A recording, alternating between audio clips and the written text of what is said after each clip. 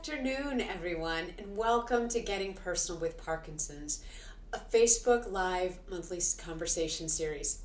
I'm Whitney Chapman. I'm the Programming and Production Coordinator for the Marlene Meyerson JCC Manhattan's Edmund J. Safra Wellness Program, which is supported by New York's largest healthcare provider, Northwell Health. For over 15 years, the JCC has been hosting programs for individuals living and thriving with Parkinson's. You can find these programs on our website at www.mmjccm.org/Parkinson's, and you'll see the link below in our comments section. For those of you who are joining us for the first time, welcome. This program is for anyone whose life has been impacted by Parkinson's, those diagnosed, as well as family and friends, or those just curious to learn more about PD. We want these conversations to help put a face to Parkinson's and to introduce you to people living and thriving with PD. And we welcome your input. If you want to be a guest, or if you know someone we should talk to, or if there's a topic that you're interested in, please let me know. You can send all inquiries to me, Whitney Chapman, at wchapman@mmjccm.org, and my information will be in the comments section below, so please don't hesitate to reach out. I'm very excited to share with you a conversation and introduce you to a new friend of mine, Ed Shepard. Ed's mother, Robyn, was diagnosed with PD when Ed was 6 years old. She is the mother of 6 children, and Robyn lived for more than 30 years with PD. Her love of life and curiosity inspired those who knew her to find joy in the little things, which became the big things. Moved by his mom's journey and the things his family learned on this journey, Ed co-founded It's Not Funny, a not-for-profit, for-purpose charity that helps celebrate the lives of individuals and families living positively with PD in Australia and beyond. Ed and I had a chat recently that we pre-recorded that I'm going to share with you now, and then we'll meet after if you have any questions or comments. So sit back, take a moment, and just enjoy Ed Shepard. Welcome to Getting Personal with Parkinson's, and tell us how you got involved with Parkinson's. What is your connection?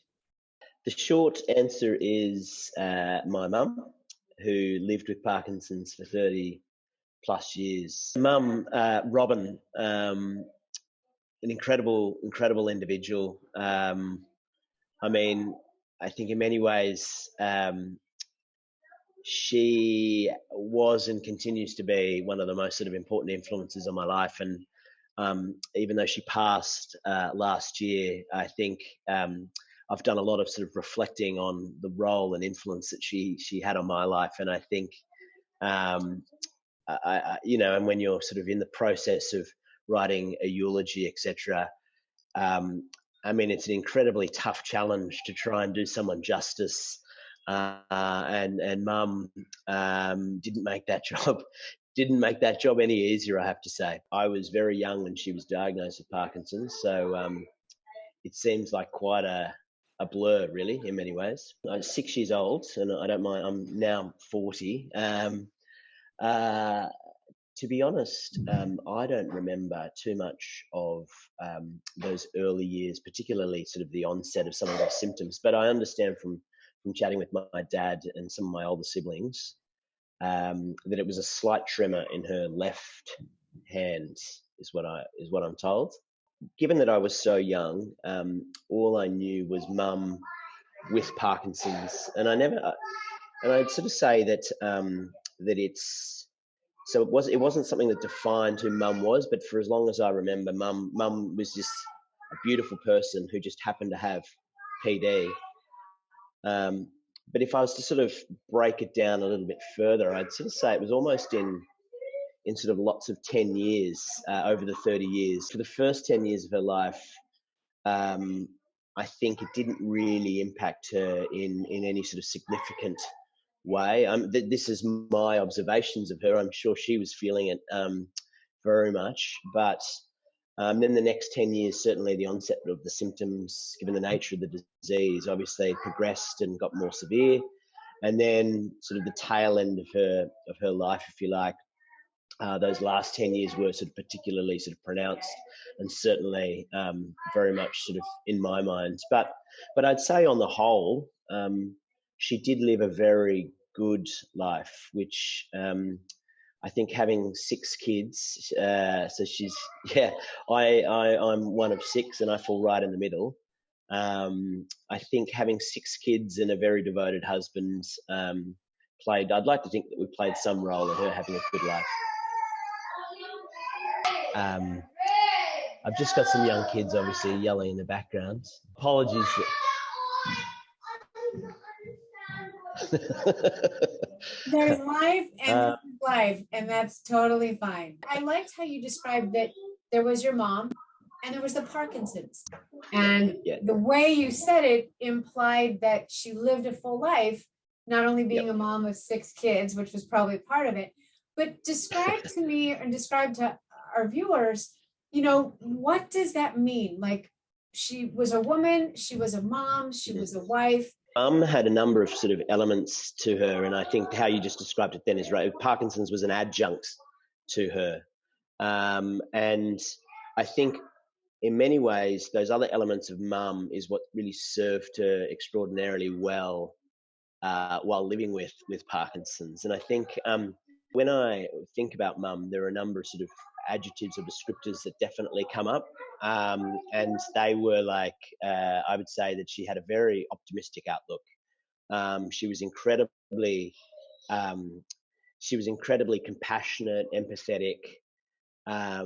She was incredible at sort of savouring the most small of moments. And these were elements that were present well and truly before her. Well, in the early stages of her life, and I'm told even before her sort of diagnosis, remembering that I was sort of 6 years at the time. So I think these sorts of positive sort of perspectives and emotions were very much sort of at the core of mum, and on reflection really served her incredibly well for how she lived with Parkinson's for 30 plus years. How did your family support, and what was your role in your mom's journey with Parkinson's, besides being her son? Yes. So being one of 6, in many ways, this, I'm sure we caused her all sorts of drama and headaches throughout much of her life. But this was really very much a blessing in disguise later on, because as mum's disease progressed, obviously it sort of required more hands on deck to help her, particularly sort of as it related to sort of mobility, dexterity, those sorts of things. And sort of it almost happened organically, but what was continuing to happen was with some older siblings that had moved out of home, some of the younger siblings were starting to sort of take some of the load as it related to the care of mum, and obviously dad being the primary carer. We actually implemented a roster, and where we sort of, in the spirit of sort of equality and equity, we sort of started to sort of divvy up the way in which we'd look after mum. And so we sort of gave dad some respite on the weekends, and we would each take a weekend over the 6 weeks, if you like, so a rolling 6-week roster, where we would go in, help look after mum, spend some time with mum. Grandkids would come in and look after and help be around mum. And it would give dad a chance to go away and recuperate and recover. And it would also importantly give us some time to be with mum. So it was sort of, as I said, a blessing in disguise, the fact that we had so many of us for mum to lean on, and also importantly, I think for us to lean on one another as well. That's a really important tip and a piece of advice that you just shared with families in terms of a strategy. You are a parent yourself, and how did you, and that's a wonderful noise. We hear it sometimes in the background. I love it, love it, love it. How did you talk about this with your kids? So it's interesting. So I asked dad again, just in preparation for this discussion, how did dad actually tell us? Because I don't remember being 6 or 7. I don't remember that conversation at all. Nor, interestingly, nor did Dad, to be honest. I think, and that probably gives you some sense of just the duration, 30 plus years. That was just sort of very much something in the rear view mirror. We were living life in the now, and so sort of these conversations and discussions and things that wasn't one of those that he recalled, nor I remembered. But I think he mentioned that he did feel that he would have definitely sat us down and had a conversation. Now, with my own kids, we didn't shy or shirk away from that, I think, nor did we necessarily try to promote it or sort of call it out as something that was sort of different, or it just mum living with Parkinson's just was. And so whenever we'd go over there with the kids, and we'd just get the kids to interact with mum, as they would do any other grandma. So it just became very normalized. And I think it's a really important thing that this, particularly when you think about the stigma that can sometimes be associated with people living with Parkinson's and all other range of sort of diseases, but it was just very normal. And so we didn't necessarily call it out. I did use it as an opportunity to actually educate them a little bit about the disease, and they probably get sick and tired of me sort of banging on about sometimes the work that I do in the Parkinson space. But it was very normal, and it was just mum for me and grandmum for them. So let me explain to us, what is the work you do in the Parkinson's space? Yeah, so I work as part of a startup charity called It's Not Funny. So I thought I'd shamelessly promote the work that we do. We're even though we're sort of based down under in Australia, we very much have a sort of a global presence, if you like.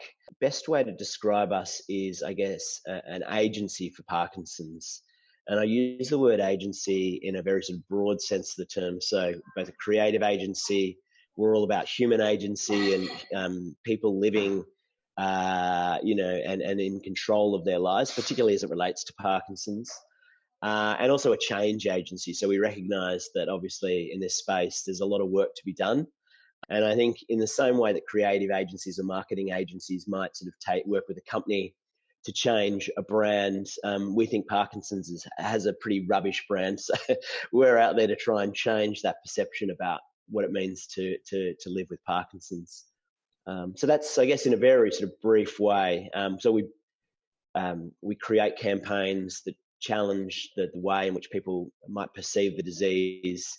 And it very much has a positive tilt to it, that it isn't based on my experiences with mum, based on a whole range of other people I talk to, that living with Parkinson's can be an incredibly positive, it can be bloody hard, and sorry for the swear word there, it can be incredibly challenging and tough, but on the whole, I think it can also be incredibly positive. What inspired you? Was it your mom who inspired you to start this startup, or were there other people involved? Yeah, so obviously mum was at the forefront of my mind. As I sort of grew older, I was looking for ways to contribute and give back to something that had a very sort of important sort of part of my life. In many ways, a purely sort of coincidental connection. But a gentleman who cut my mum's,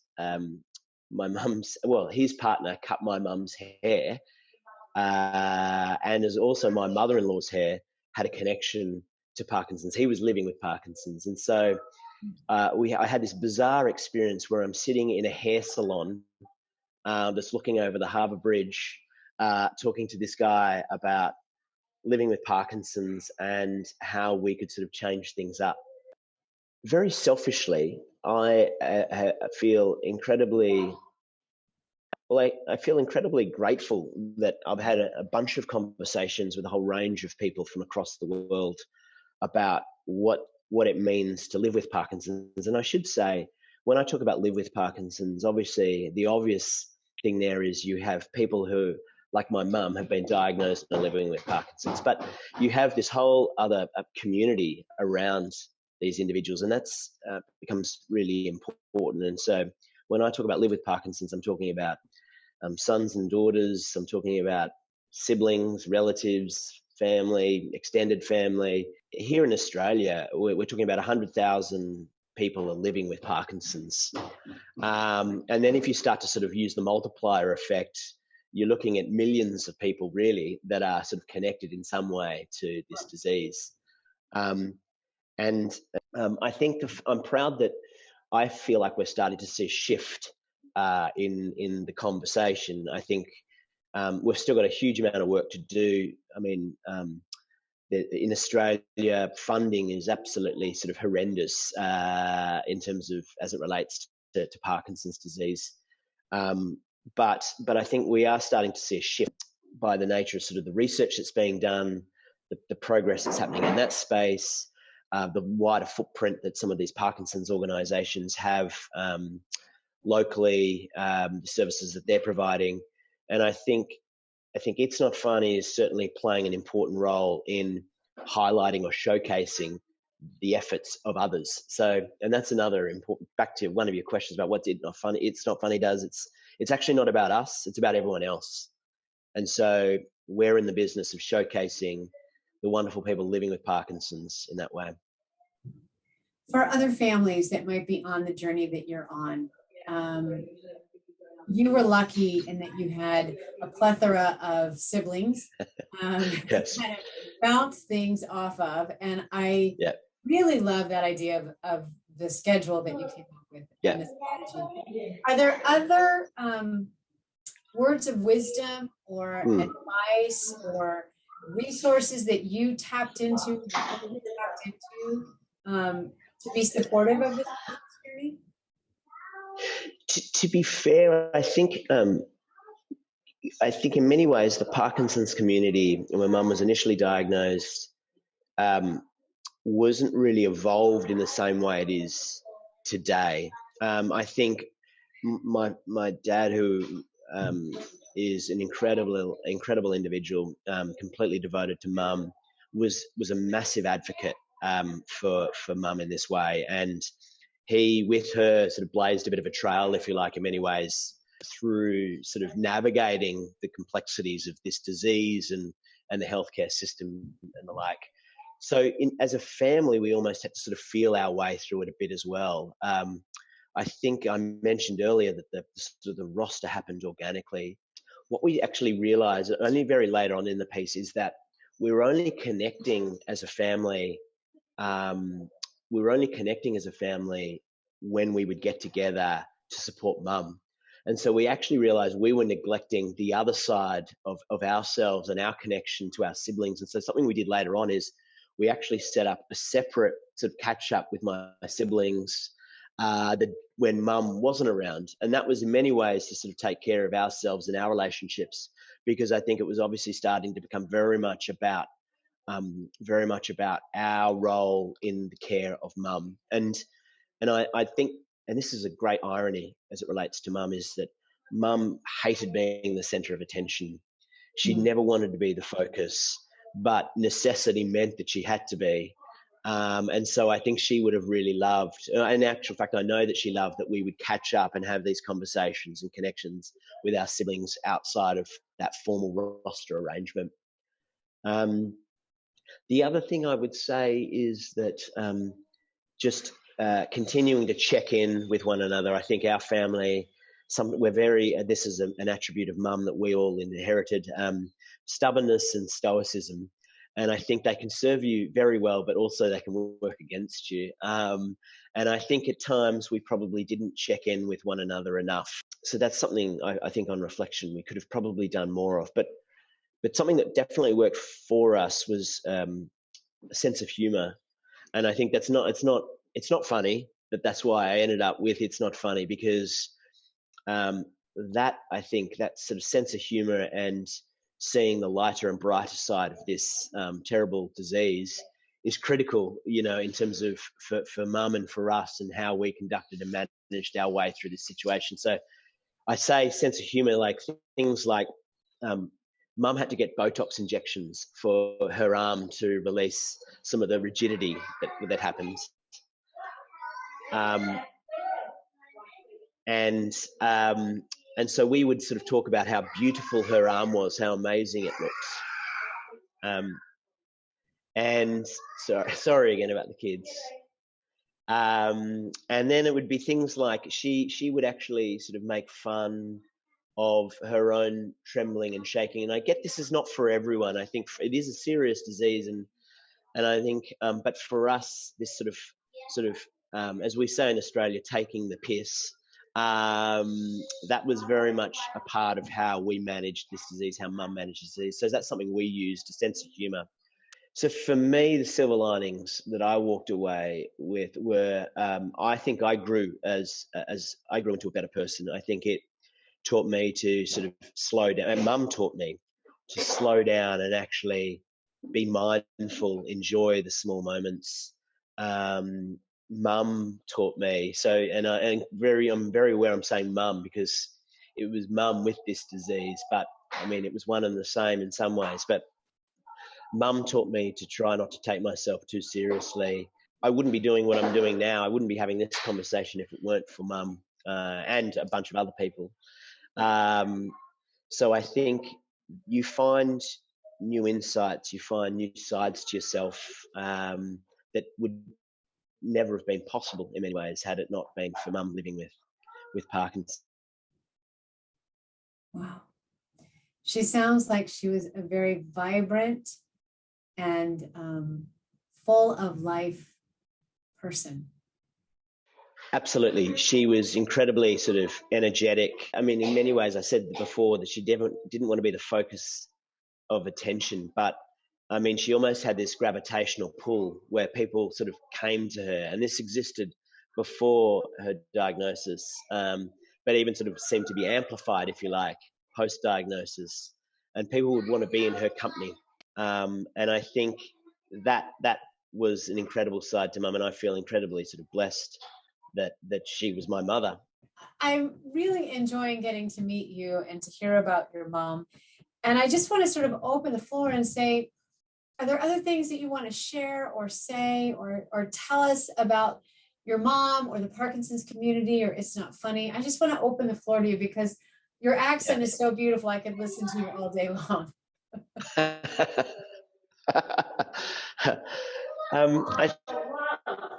I think what I would say is there were other things that I think about Mum, and you asked this question earlier about who was Mum as a person and how did that sort of manifest or play out through her life with this disease. And I think Mum was very much about service for others, and I think that was evident by the fact that she even entertained having 6 kids, which just blows my mind. I've got 3, and that's hard enough. But she would do. She was so involved in her community, and she would do things like Meals on Wheels, which I'm not sure if that's sort of a service in the US, but she did that for sort of 10 plus years, and this was after her diagnosis. She went and learnt musical instruments so that she could go and play as a musical troupe. So Mum started doing a whole range of things as a mean and in reflection. These are things that we now know are exercises or activities that really help someone with Parkinson's. So Mum started learning a musical instrument in order to go out and play around as part of a musical troupe at aged care facilities. Mum took up painting and drawing as well to start sort of refining her sort of fine motor skills. So music, art, these are things that Mum started to almost, I think, rediscover, if you like. And Mum loved her drawing, and she loved drawing leaves. And interestingly, she would sort of intentionally just find leaves that weren't perfect. And I think that was very much reflective of her mindset, where she looked for the leaves that were imperfect and said that they were beautiful. And she loved drawing those leaves and sort of showing the color, showing the difference, and almost sort of celebrating it through her drawing, if you like. one of the things that Mum decided to do, and this was very much in keeping with her sort of service for others, she decided to go on one of Hunter Patch Adams' clowning tours to Russia. So this would have been about maybe sort of 15, close to 20 years into sort of post-diagnosis, if you like. And here she was continuing to think about other people. And so traveling around Russia to various orphanages and trying to bring sort of humor, positivity to sort of these young kids in Russia. I think that in many ways was sort of very much symbolic of the type of person Mum was. Never about herself, always about others. We just did a show called Broadway's Best for Parkinson's, and it was about the power of music. And the musicologist talked about how when you hear music, when you sing, or when you play music, it changes the brain. And the more actively involved you're in music, the more it changes the brain. And as you mentioned with the art, working with colors and the paintbrushes and pens and pencils works with the fine motor skills. How lucky you are that she had that connection to intuitiveness to follow her passions in a way that I'm guessing probably helped her in managing the Parkinson's, as well as giving her a quality of life. I mean, there is science that when you laugh, you release endorphins and hormones that, boost your immune system. And I will say, even though you said earlier in this conversation that there's a stoicness, in my conversation with you today, I don't see anything stoic with you. I mean, maybe it's there, but I see such joy and joie de vivre and humor, not just in the name of your company or organization, but in how you light up when you're telling this story, and not shying away from the fact that it wasn't always easy, right? No, that's right. And I think we now have the benefit, and we now know that these things served Mum incredibly well. Other things which I didn't mention: reading groups, meditation, mindfulness. These were all activities that Mum, as you say, was intuitively sort of finding her way to, that now we know are really important sort of ingredients to living as good a life as one can live with a neurological sort of condition. So when we started our Parkinson's program here at the JCC in New York City, our medical advisor and director, Dr. Alessandro De Rocco, was someone who believed that if people were in community, and if they were outside of their doctor's offices and expanded that sense of community beyond the family, so that because there was so much going to be relied on the family, that it would serve them well. And 15 years ago, when we started, that was considered radical, Yeah. And Dr. De Rocco is someone who is a leader in the forefront from a neurological standpoint, but he also really wants people to live their lives, and that, yes, you have Parkinson's, but and it sounds like your mom took the recipe book right out of Dr. De Rocco's handbook, of just, let's have quality of life. And I am sorry that I didn't meet your mom, but boy, have you painted a beautiful picture of her. Thank you. Thank you, Whitney. I feel like in many ways we, and it's not funny, are sort of kindred spirits around this thing. I think so much of the focus when it comes to Parkinson's is on the disease and the management or the cure of the disease, and we forget that there's a person at the center of this. There's a person that's living, and that's where we want to focus and celebrate on. It's not about the disease per se, it's about the individual, the humanity, and there's so much that can be sort of celebrated in that way, and that's what we try and do, and that's why I enjoy these sorts of conversations. So I appreciate this opportunity to talk a little bit more about this. Well, thank you for getting up super early where you are to have this conversation with me. And it was a pleasure. to hear that beautiful Australian accent. And so thank you, thank you, thank you. No, thank you very much, Whitney. Appreciate and appreciate everything that you and your organisation does in this space. So thank you. Wow. What a life and what an energy. I have to say, what I found so inspiring about Ed's story about his mom, Robyn, was how she continued to be curious, interested, and involved in her life. And I know that Parkinson's isn't easy. I know that there's a lot of things that make it extremely difficult and extremely challenging. But it's interesting to hear how his family chose to rally around and how much of that was based on how Robyn chose to live her life. But also the dynamic, which I thought was a wonderful tool to hear, of how their family split up the caregiving and how they also had times where they met without Robyn so that they could continue to make sure that the needs of the whole family were being met. I hope you found this inspiring today. I certainly did. And I also feel that the greatest takeaway that Ed is sharing about his mom is to keep living your life. Be involved, participate.